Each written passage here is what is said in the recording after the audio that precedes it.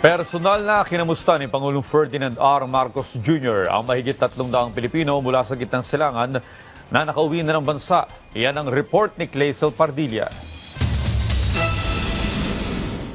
Mahigpit na yakap at halik mula sa kanyang 5 taong gulang na anak at asawa ang sumalubong kay Alicia nang makabalik ng Pilipinas mula sa Qatar. Kabilang siya sa mga Pinoy na sumailalim sa repatriation program ng pamahalaan sa harap ng giyera sa gitnang silangan. Sobrang saya po kasi po nung nandun po ako sa Qatar, yun nga po nung may nagaganap na pagsabog po doon, may times po na nawawalan na pong pag-asa, baka yung hindi na po kami makauwi. Finally po yun, nakita ko po yung anak ko po ngayon. Nanginginig man sa takot, sinikap ni Merly na makatawid ng Kuwait patungo ng Saudi Arabia sa kanyang mismong kaarawan makauwi lamang ng Pilipinas. Gusto ko po sana pumunta sa Kuwait para makapag-ipon din ng konting puhunan, ganun naman po ang gera naman na. Sabi ko, nag-decide ako, sinabi ko sa amo ko na baba, sabi ko, uwi na ako, ihatid niyo ako sa OWA, sabi ko sa embassy, sa Philippine Embassy.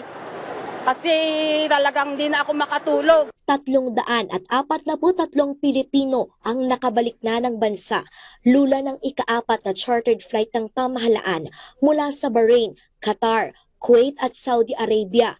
Personal silang kinumusta ni Pangulong Ferdinand R. Marcos Jr.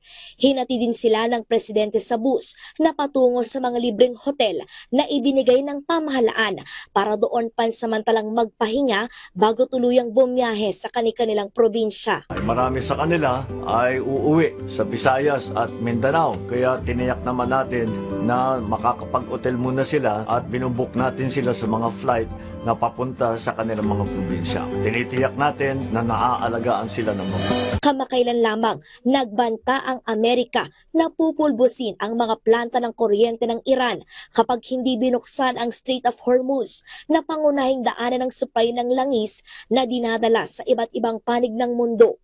Ayon sa Department of Migrant Workers, umaakyat pa ang bilang ng mga nais sumailalim sa repatriation. We are looking at around at least 1,200 to be repatriated in the coming days. Tiniyak naman ng DMW ang pagbibigay ng tulong pinansyal, psychological intervention, libreng training, puhunan sa pagninegosyo at iba pang reintegration program sa mga nakauwing OFW.